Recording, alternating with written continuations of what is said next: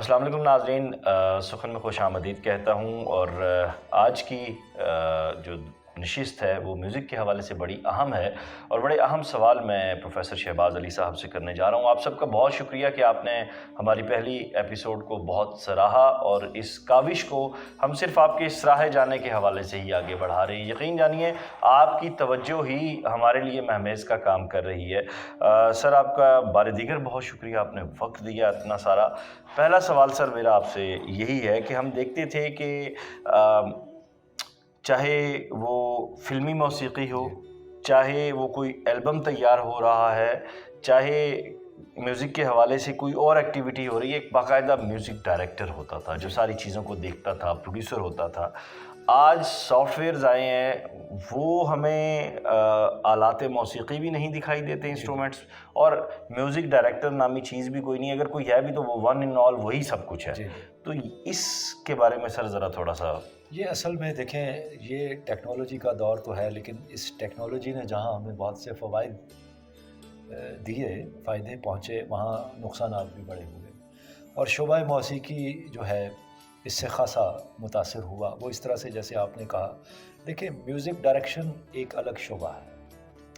Music director کا کام ہے کہ اس کو جب آپ، چاہے وہ فلم کا میوزک ڈائریکٹر ہے، چاہے وہ ریڈیو کا ہے، چاہے وہ ٹیلی ویژن کا ہے، یا ویسے ہی غزل کمپوز کرتا ہے، اس کا کام یہ ہے کہ آپ شاعر ہیں، آپ اس کو اپنی غزل دیں گے یا نظم دیں گے۔ اب شاعر آپ ہیں، شاعری کرنا اس کا کام نہیں ہے، اس کا شعبہ نہیں ہے، اس کو کرنی بھی نہیں چاہیے۔ بالکل ایسے ہی ہے، وہ سروں کا کھلاڑی ہے، تال اور سر اس کا میدان ہے، ٹھیک ہے۔ اور کمپوزیشن، جیسے شعر ایک تخلیق ہے، تخلیقی عمل ہے شاعری، اسی طرح سنگیت میں کمپوزیشن اور میوزک ڈائریکشن ایک تخلیقی کام ہے۔ ایک آپ نئی چیز بنانے جا رہے ہیں نا، ایسے ہی نئی دھن تخلیق کر رہے ہیں، نیا آرکیسٹرا بنا رہے ہیں، اس کو نئی شکل دے رہے ہیں۔ ایسے ہی۔ تو جب اس کو اچھی شاعری ملے گی، وہ سوچے گا، راگ کا انتخاب کرے گا، اور اس کے لیے ضروری ہے کہ میوزک ڈائریکٹر جو ہے وہ سمجھ رکھتا ہو، شاعری کا شعور رکھتا ہو، کیونکہ غزل میں اس کو یہ دیکھنا ہے کہ غزل کا مزاج کیا ہے، میں غزل بنانے جا رہا ہوں، اور غزل کی ٹریڈیشن کیا ہے، غزل کیسے ابتدا میں گائی گئی، اور غزل کا مزاج کیا ہے، اس کے مطابق پھر اگلا مرحلہ کہ کس سنگر سے اس کو گوانا ہے، اس کی آواز کی کیا رینج ہے، وہ میل ہے یا فیمیل ہے، وہ بھی اس کے ذہن میں ہونا چاہیے۔ پھر وہ کامیاب ایک دھن بنائے گا، راگداری پہ اس کو عبور ہونا چاہیے، تال پہ اس کو عبور ہونا چاہیے، آرکیسٹریشن پہ اس کو عبور ہونا چاہیے۔ اس کے بعد جو ایک فن پارہ تخلیق ہوگا، محنت کے بعد، آپ نے دیکھا کہ پرانے وقتوں میں جو ہمارا پارٹیشن سے پہلے اور اس کے بعد کا جو فلم کا میوزک ہے، آپ دیکھیں کہ 3 لوگ اکٹھے بیٹھتے تھے، وقاص صاحب اس میں میوزک ڈائریکٹر، شاعر بیٹھتا تھا، اور ساتھ میں ردم والے بیٹھتے تھے، اور وہ سارے مل کے ایک ایک چیز پہ ڈسکس کرتے تھے، تب جا کے کوئی دھن تخلیق ہوتی تھی اور شاہکار بنتا تھا۔ اب سب کا اپنا اپنا شعبہ۔ اب آج اگر دیکھا جائے تو یہ روایت ختم ہو گئی تقریباً، اور ایک سنگر ہے، وہ شاعر بھی ہے، وہی میوزک ڈائریکٹر بھی ہے، وہی لیریسسٹ بھی ہے، اور بڑے فخر سے بتایا جاتا ہے کہ جی میں نے گانا لکھا بھی خود ہے، میں نے کمپوز بھی خود کیا ہے، اور میں نے اپنی آواز میں ریکارڈ کیا۔ تو جب آپ ایک ہی شخص جو ہے وہ jack of all trade but master of none, بڑی مشہور مثال ہے، بے شک ایسے ہی کہ ہے۔ آپ ہر فن مولا بننے کی کوشش کریں گے تو آپ کیا فن پارہ تخلیق کریں گے؟ وہ تو چون چون کا مربع ہی بنائیں گے نا آپ اس کو، اور پھر تربیت آپ کی کسی ایک فن میں بھی نہیں ہے، نہ میوزک ڈائریکشن میں تربیت، نہ آپ نے کلاسیکل سیکھا، اور جو کمپوزر ہمارے ہوئے ہیں پاکستان میں بھی اور انڈیا میں بھی، وہ سب بڑے بڑے اساتذہ سے سیکھتے تھے، سرتال کی تعلیم لیتے تھے، پھر کسی بڑے میوزک ڈائریکٹر کے ساتھ بطور اسسٹنٹ کام کرتے تھے، تجربہ حاصل کرتے تھے، پھر جا کے، اور وہ خود کوئی گائک ہوتا تھا، کوئی ساز نواز ہوتا تھا، ایک ایک انسٹرومنٹ بجانا، اور ایک ایک انسٹرومنٹ کی سمجھ ہوتی تھی ان کو۔ تو یہ المیہ ہے، ایسا نہیں ہے کہ مطلب ہے کہ اب جو یہی وجہ ہے کہ ہمارے ہاں آج کے دور میں جو دھنیں تخلیق ہو رہی ہیں، اور زیادہ تر تو کاپی پیسٹ ہے، آپ دیکھ لیں کہ ادھر سے چرایا، کہیں کی اینٹ کہیں کا روڑا، بھانمتی نے کنبا جوڑا، ایسا ہی ہے۔ یہ اس سے آپ ہمارا فن زوال کا شکار ہوا ہے، آگے نہیں بڑھا۔ صحیح.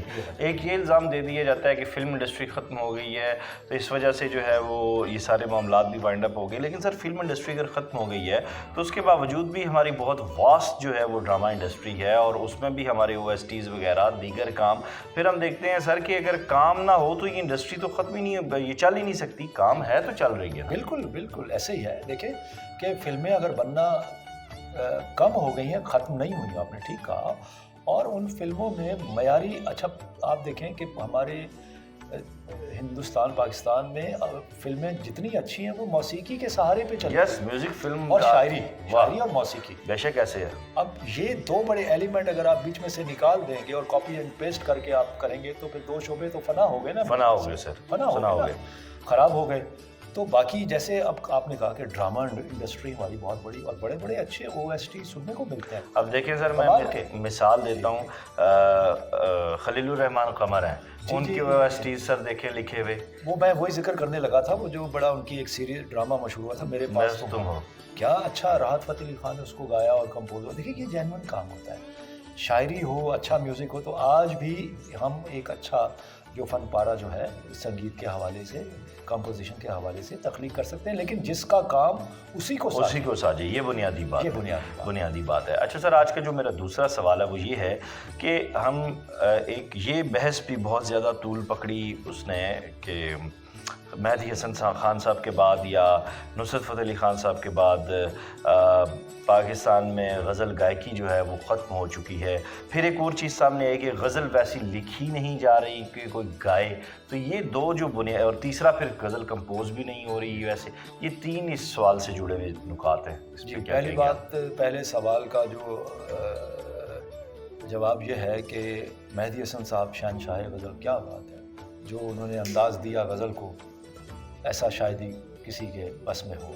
ہمارے ہاں پیرل جدید جو غزل گائکی کا دور ہے, وقت کیونکہ کم ہے, میں نہیں آپ کھل کے بات کریں. میں ٹرننگ مطلب غزل لکھنؤ سے شروع ہوئی, بیگم اختر, پھر کے ایل سہگل صاحب کا زمانہ آ گیا. پھر آپ دیکھیں استاد برکت علی خان صاحب کی غزل, کیا بات ہے, اساتذہ کا کلام گایا غالب.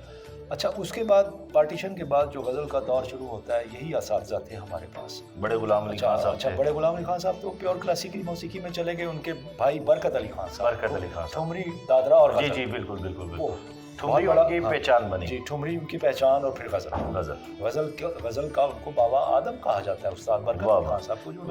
اور ادھر پورب ان کی غزل جو ہے وہ بیگم اختر. اور کیا بات ہے سر بیگم اختر کی, مومن کو تو جو انہوں نے گایا انہوں نے امر کر دیا سر. تم نے قرار, وہ آج بھی ہم سنتے ہیں سر, گوز بمز ایکٹیو ہو جاتے ہیں. تو اچھا اس کے بعد پھر ان اساتذہ کے بعد جو ایک غزل کا ایک ٹرننگ پوائنٹ آتا ہے, تو مہدی حسن صاحب کا ایک اسکول آف تھاٹ صاحب, میں کہتا ہوں وہ باقاعدہ مہدی حسن صاحب ایک اسکول آف تھاٹ بن گئے. انہوں نے الگ ایک اپنی راہ نکالی ہٹ کے. ویسے ہی جو لتا نے کہا تھا نا کہ ان کے گلے میں بھگوان. تو اس کے بعد آپ دیکھیں تو پھر غلام علی صاحب آ جاتے ہیں. انہوں نے اپنا ایک الگ رنگ دیا. تو میں یہ سمجھتا ہوں کہ جدید غزل گائکی کے جو بانی ہیں یہ دو لوگ ہیں, مہدی حسن صاحب اور غلام علی صاحب. یہ دو دبستان ہیں غزل گائکی کے.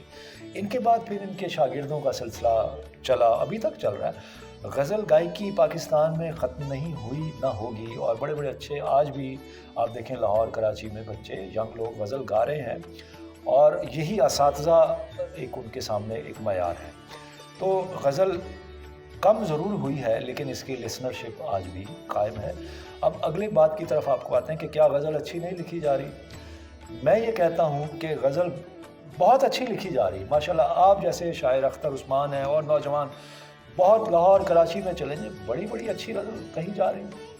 اور غزل گانے کے لیے بھی جس میں نغمگی ہے, جس میں موسیقیت ہے, ایسی غزلیں بھی ہمارے پاس ہیں اساتذہ کے کلام کے ساتھ ساتھ جدید دور کے شعراء. لیکن بات وہی آ جاتی ہے کہ جب تک ہم اس کو ایک مرکز پہ جمع نہیں کریں گے اور ڈیبیٹ نہیں ہوگی کہ غزل بطور صنف سخن بھی ہمیں زندہ رکھنا ہے اور بطور گائکی کی صنف کے بھی اس کو ہمیں زندہ رکھنا ہے. فرق ضرور پڑا ہے, اس میں کوئی شک نہیں. اور یہ جو ماڈرن کلچر آ گیا, یہ جو پاپ میوزک کی لہر آ گئی, اس سے فرق تو ضرور پڑا ہے. غزل کی لسنرشپ کلاسیکی تو ویسے ہی آپ کو پتہ ہے, راگ داری کی لسنرشپ کم ہے ہمارے ملک میں, لیکن غزل کی ختم نہیں ہوئی, کم ضرور ہوئی ہے. میں آپ کی بات سے اتفاق کرتا ہوں, لیکن اس کی وجہ کیا ہے کہ دیکھیں کیوں ہوئی؟ میری آپ بات کو داد دیں گے، غزل سیکھے بغیر نہیں آئی، واہ واہ گائی جا واہ سکتی، واہ واہ واہ واہ واہ، جس اس طرح کے- کلاسیکل غزل پڑھے بغیر غزل کا سفر آگے نہیں نہیں پڑھ سکتا. سکتا. آپ کلاسیکی روایت سے نہیں جڑے ہوں گے تو آپ واہ غزل واہ کیسے کہیں گے؟ واہ واہ واہ. اسی طرح جب تک آپ استاد مہدی حسن خان صاحب کی طرح، غلام علی صاحب کی طرح محنت نہیں کریں گے، کلاسیکی موسیقی نہیں سیکھیں گے، آپ غزل گائک بھی نہیں بن سکتے. واہ واہ واہ واہ. یہ ریزن ہے. تو جب تعلیم کا فقدان ہو گیا سنگیت کی، تو غزل گانے والے بھی کم ہوئے، اس واہ وجہ واہ. سے یہ ریزن ہے. واہ واہ واہ واہ. سر بڑی بنیادی باتیں آپ نے کیں، اور یہ جو گفتگو کا سلسلہ ہے، آپ اس میں فیڈ بیک اپنا کمنٹ باکس میں دے سکتے ہیں ہمیں، اور آپ کے فیڈ بیک کو مد نظر رکھتے ہوئے ہم آئندہ کی جو اقساط ہیں وہ بھی سخن سے آن ایئر کریں گے انشاءاللہ تعالیٰ.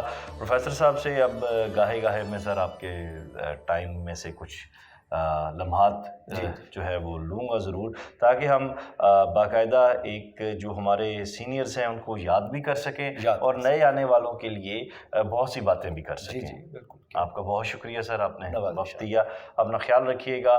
پروگرام پسند آیا ہو چینل کو سبسکرائب کیجیے گا، لنک کو زیادہ سے زیادہ شیئر کیجیے گا. خدا حافظ.